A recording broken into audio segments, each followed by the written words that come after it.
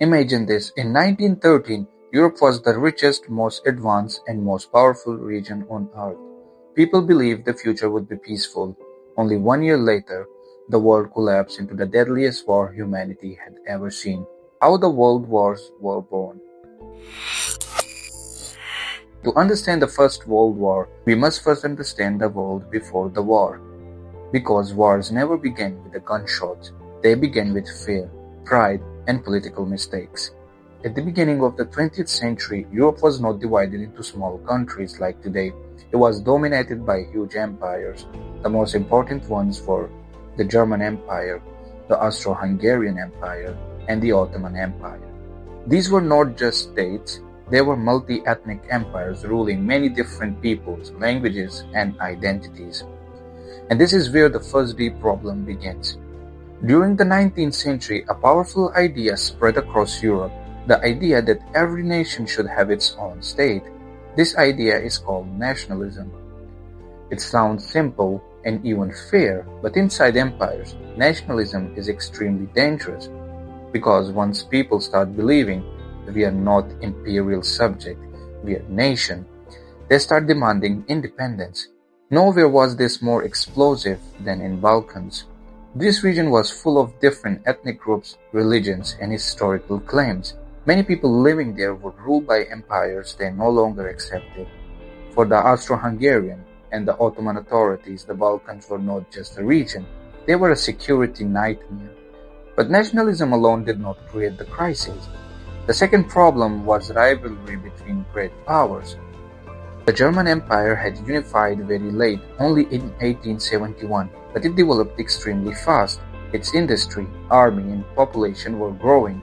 This created anxiety in all the powers, not because Germany was evil, but because in international politics, rising powers always make others nervous. Every government started asking the same question. If a war happens tomorrow, will we be ready? This logic created an arms race. More soldiers, more battleships, more artillery. And once you invest heavily in your military, you also start believing that war may eventually become unavoidable. Now comes the most dangerous mechanism of all, the alliance system. Before 1914, Europe was divided into two big military blocs. On one side, the Triple Entente, on the other side, the Triple Alliance. These alliances were meant to create security, but in reality, they created automatic escalation. If one country became involved in a conflict, its allies were expected to follow. So instead of local crisis staying local, every crisis became a potential continental war. Diplomacy slowly turned into a system of obligation instead of choices. Let us return to the empires. The Austro-Hungarian Empire was trying to keep together dozens of ethnic communities. The Ottoman Empire was already losing territory and influence. For both empires, independence movements were not just a political demand. They were existential threats, because once one group leaves, others will follow. Multi-ethnic empires are not only vulnerable to foreign enemies, they are vulnerable to internal identity politics, and this tension was becoming impossible to manage. Many people today ask, how could Europe walk blindly into war? The answer is uncomfortable because the leaders of the time did not believe they were acting irrationally. They believed they were defending their future.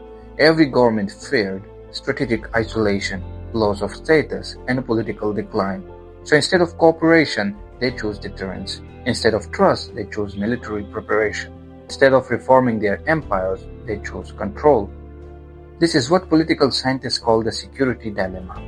When one state tries to become safer, others feel less safe, and everyone starts running faster in the same dangerous direction. So before a single shot was fired, Europe was already trapped between nationalism and imperial control.